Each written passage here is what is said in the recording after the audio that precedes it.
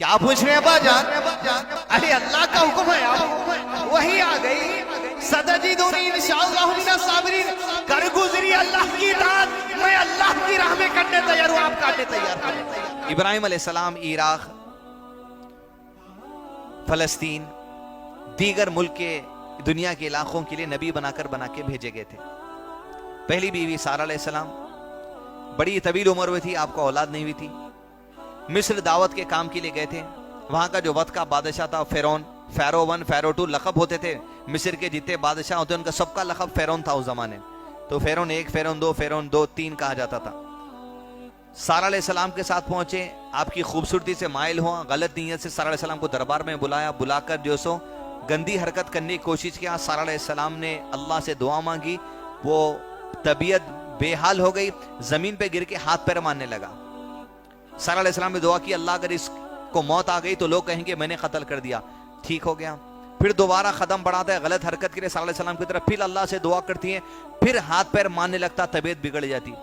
پھر جب سارہ علیہ السلام نے دعا کی تو ہوش میں آتا اور توبہ کرتا اپنی غلطی سے، اپنے برے ارادے سے، اور ابراہیم علیہ السلام سارہ علیہ السلام کو تحفہ دینے کے لیے زمانے میں عورتوں کو یا بچوں کو غلام کے طور پہ، کنیز کے طور پہ تحفے میں لوگوں کو دے دیتے تھے۔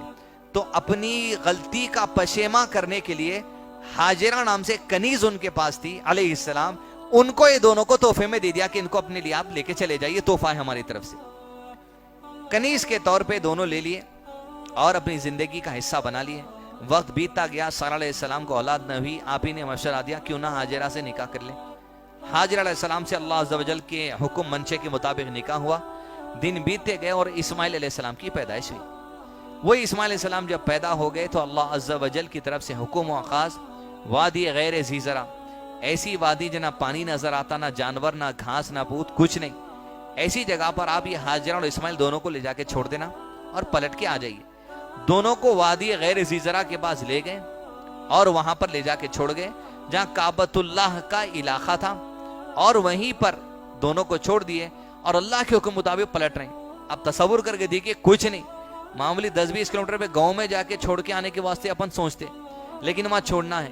جب چھوڑ کے پلٹنے لگے، حاجر علیہ السلام نے اتنا پوچھا کہ ابراہیم علیہ السلام اللہ کے نبی ہے، کوئی کام اگر کرتے ہیں تو سوچ سمجھ کر اور اطاعت الہی میں کرتے ہیں۔ اتنی انڈرسٹینڈنگ تھی، یہ عجیب عمل اللہ کے اطاعت میں ہی ہو سکتا ہوگا، کیونکہ ایک ایسا عجیب معاملہ دکھ رہا ہم کو، کبھی عام طور پہ زندگی میں سنے نہیں آتی۔ کیا آپ اللہ کے لیے کر رہے ہیں؟ کیا آپ اللہ تعالیٰ کے حکم پر یہ کام کر رہے ہیں؟ کہا ہاں اللہ کے حکم پر۔ تب تو کہا آپ چلے جائیے۔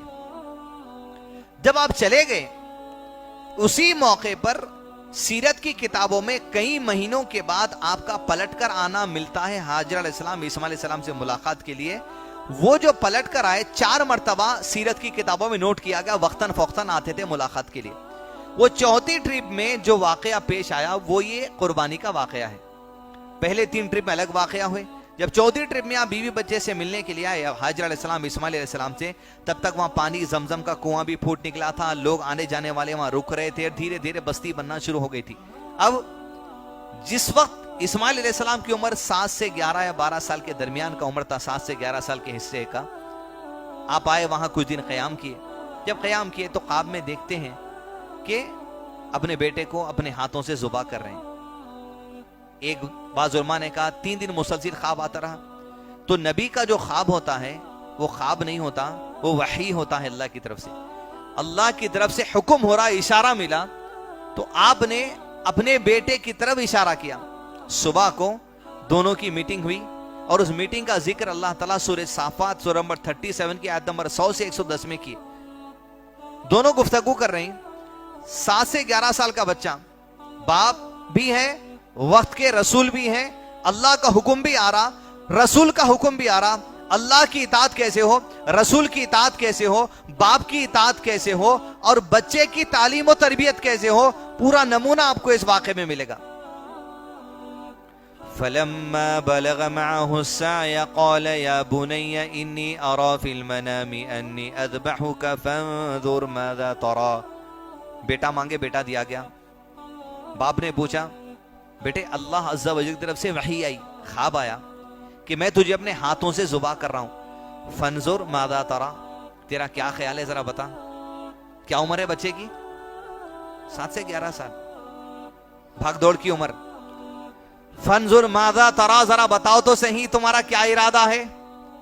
اب وہ جو ارادے کو بیان کر رہا ہے بچہ، تصور کر کے دیکھیے آپ، اس ارادے کے بیان میں اندازہ ہو رہا کہ ایک والد اور والدہ کو کتنی محنت اپنی اولاد کی تربیت کے لیے کرنی ہے. 18 مہینے سے اسکول آمد ہے، کالج آمد ہے، بچے گھر میں ہیں. اسکولوں پہ تو بڑی بڑی امید تھی، ہزاروں دے کے بھی بڑی امید تھی، 100 دے کے بھی امید تھی، لاکھوں دے کے بھی امید تھی. 18 مہینے میں کیا سکھا لیا ذرا بتائیے، کیا سکھا لیا 18 مہینے میں؟ کیا سکھا لیے؟ وائس فون آ رہا، کوئی بھی ذرا کھڑکو آ کے پڑھانے والے مل صاحب ہے تو دیکھ کے بولیے نا. آپ کو نہیں آتا؟ if that this that so and so what our میں سے رہ گیا خالی. اسکول آج جب چل رہے تو بڑا بڑا چل رہا تھا، نہیں ایسا نہیں ویسا، ویسا نہیں ایسا، یہ اسکول نہیں وہ اسکول، وہ اسکول نہیں یہ اسکول. 18 میں کیا پڑھا لیا ماں؟ بہو کو مکھڑا دیکھ دیکھ کے کانا، آنکھاں، زبان، ناک، بالا، دیدے، گردے سب دیکھ کے لائے. کیا پڑھائی بہو؟ کیا پڑھا لے سکی؟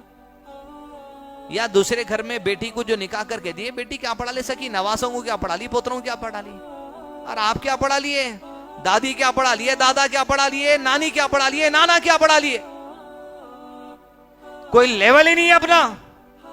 اگر 18 مہینے اپن کتنے جاہل اندازہ نہیں ہوا تو افسوس کی بات ہے. اسکولوں کے بہانے میں بھیجے گئے دنیا میں، کالجوں کی ذمہ داری میں دے گئے. آپ صلی اللہ علیہ وسلم نے کیا ارشاد فرمایا؟ ہر بچہ فطرت پہ پیدا ہوتا ہے، اس کے والدین اسے یہودی، نصارہ، مشرک، ستارہ پرست بنا دیتے. باپ بناتا، ماں بناتی، ٹیچر نے بناتی، تمہیں ذمہ دار. 18 مہینے سے اسکول نہیں ہے تو کیا جاہل رکھتے ہیں؟ کیا سیکھا ہے؟ کھانا کھانے سے پہلے کی دعا سیکھا ہے، بسم اللہ. 18 مہینے سے بچہ گھر میں 6-7 سال کا بادو کھڑا کے 2 رکعت نماز پڑھا ہے؟ نہیں. تم سو رہے انہیں بھی سوتے پڑے ہوا ہے. تم اٹھ رہی فون دے رہی، تم پکا رہی، تمہارے فون میں، انہیں چھوٹے بھیم میں. کرتے رہو.